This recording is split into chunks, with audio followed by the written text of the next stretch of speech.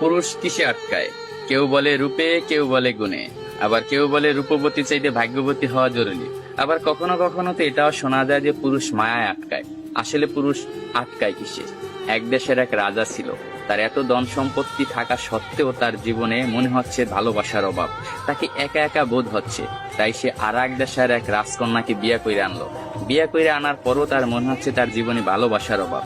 সে আরো একটা বিয়ে করলো, কিন্তু তারপরও তার মনে হচ্ছে জীবনে ভালোবাসার অভাব। ভালোবাসার অভাব মিটাতে যাইয়া একটা না, দুইটা না, তিনটা না, সে 9টা দেশের রাজকন্যাকে বিয়ে করলো। তার এখন 9টা বউ। তারপরও তার মনে হচ্ছে জীবনে ভালোবাসার অভাব। এট লাস্ট সে তার প্রধান দাসীর প্রেমে পড়ে গেছে। 9টা বউ থাকা সত্ত্বেও রাজা যখন দাসীর প্রেমে পড়ে গেল, এটা সমাজ মায়া নিল না। তার বউরা তো একেবারেই নিল না। তার বউরা রাজাকে প্রশ্ন করলো, এমন কি জিনিস আমাদের ভিতরে নাই যেটা ওই দাসীর ভিতরে আছে?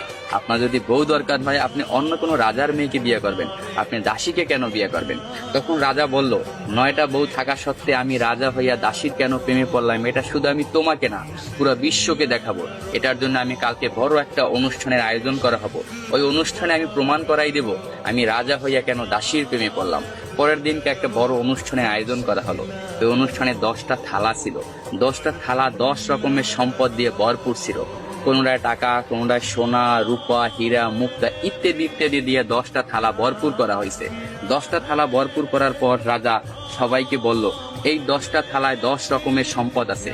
আমার 9 জন বউ এবং আমি যাকে ভালোবাসি আমার দাসী, এই টোটাল 10 জন। যে যে থালাটা ধরতে পারবে সেই থালার সম্পদ তার। এই কথা শোনার সাথে সাথে তার যে 9টা বউ ছিল দৌড়াইয়া যাইয়া এক একজনে এক একটা থালা ধরলো, কিন্তু তার যে দাসী সে দাঁড়াই ছিল, সে কোনো প্রকার থালা ধরলো না। তখন রাজা প্রশ্ন করলো তার দাসীকে, কি হলো, তুমি সম্পদ কেন ধরলা না? আমি তো বইলাই দিছিলাম যে যে যে থালা ধরতে পারবে সেই থালার সম্পদ তার। তখন দাসী বলল, কে বললো আমি ধরি নাই? আমি তো আমার সম্পদ ধইরেই দাঁড়াই রয়েছি। রাজামশাই, আপনি ভালো করে তাকাই দেখেন, আপনার জামা আমার হাতে ধরা। আমি আপনার জামা দইরা বইছি। আমার কোনো ধন সম্পদ চাই না, আমি আপনাকে চাই।